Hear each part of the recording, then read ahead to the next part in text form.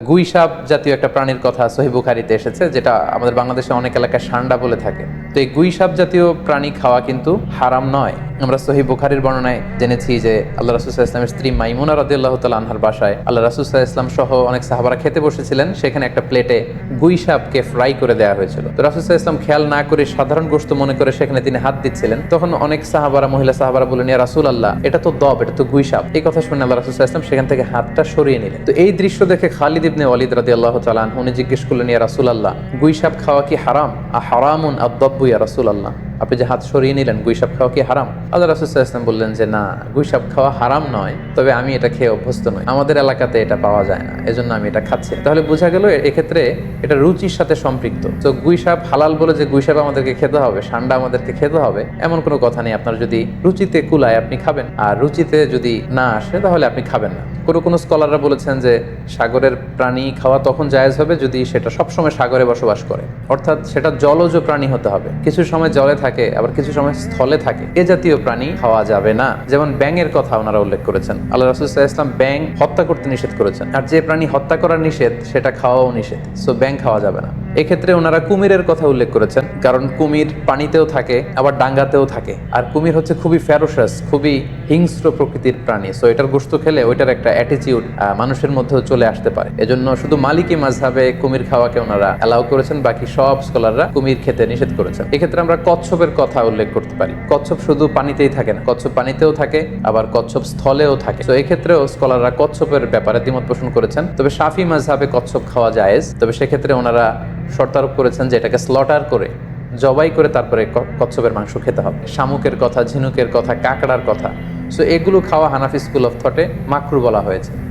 ওনারা মনে করেন যে এগুলো মাছ জাতীয় প্রাণীর অন্তর্ভুক্ত নয়, বরং এগুলো দেখতে অনেকটা কীট পতঙ্গ বা পোকামাকড়ের মতো, এগুলো জলজ প্রাণী, ফলে এগুলো খাওয়া যাবে না।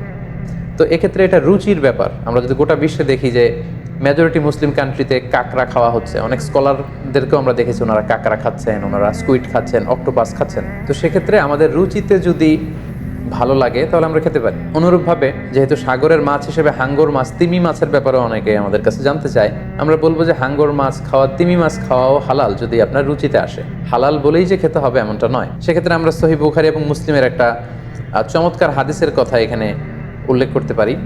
সেখানে আমরা জেনেছি যে সাহাবাদের একটা দলকে আল্লাহ রাসূল সাল্লাল্লাহু আলাইহি ওয়াসাল্লাম একটা নৌ সফরে পাঠিয়েছিলেন। বেসিক্যালি কুরাইশদেরকে আটকানোর জন্য সাওয়াহিলি পথে সাগরের উপকূল দিয়ে ওনারা গিয়েছিলেন।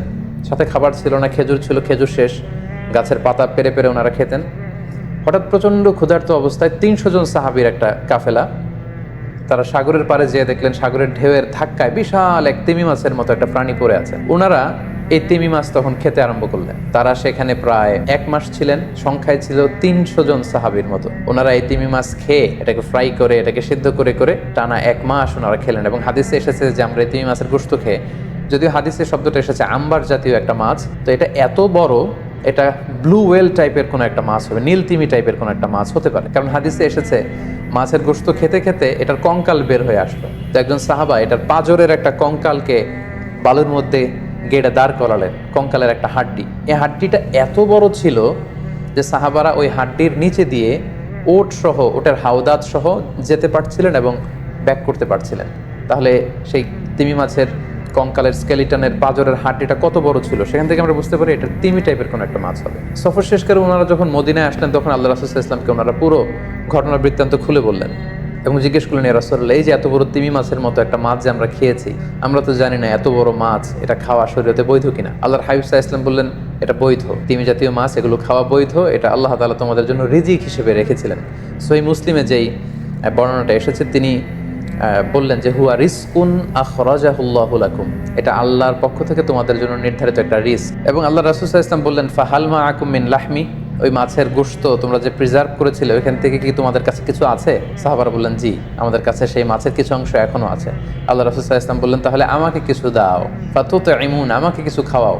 ক্বালা ফাআরসালনা ইলা রাসূলিল্লাহি সাল্লাল্লাহু আলাইহি ওয়াসাল্লাম মিনহু ফাআকালা, তারা তাদের বাড়ি থেকে সেই মাংসের কিছু অংশ এনে রাসূল সাল্লাল্লাহু আলাইহি ওয়াসাল্লামকে দিলেন, পাঠালেন, এবং সেই তিমি মাছের গোশত থেকে আল্লাহ রাসূল সাল্লাল্লাহু আলাইহি ওয়াসাল্লাম নিজে ভক্ষণ করলেন।